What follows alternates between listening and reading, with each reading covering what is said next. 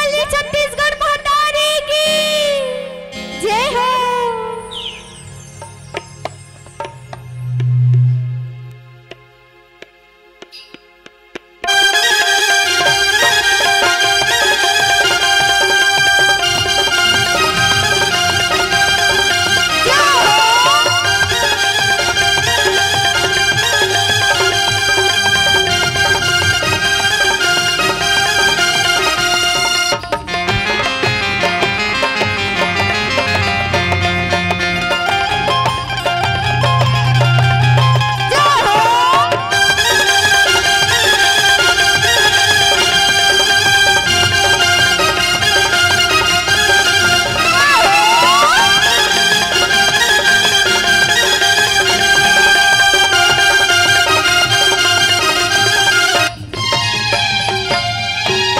हरी नाना निकलागी सुवाना वो लोटावली लोटावली दोनों बहिनी।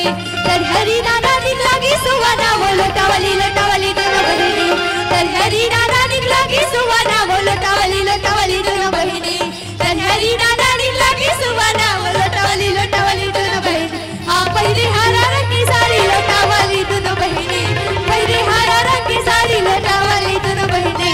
तेरी हरी नाम बोले नाना वो सुवाना तेरी हरी नाम बोले नाना ना तेरी हरी नाम बोले नाना वो सुवाना तेरी हरी नाम बोले नाना ना।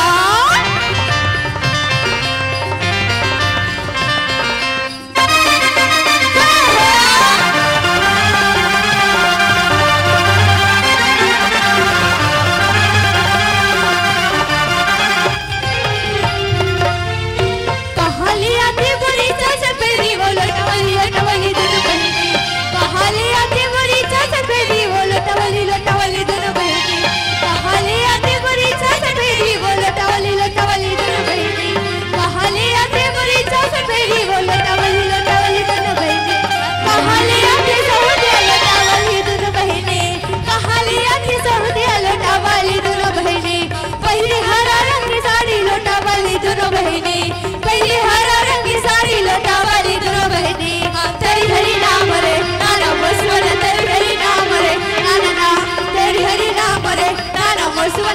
हरी नाम रे नाना ना।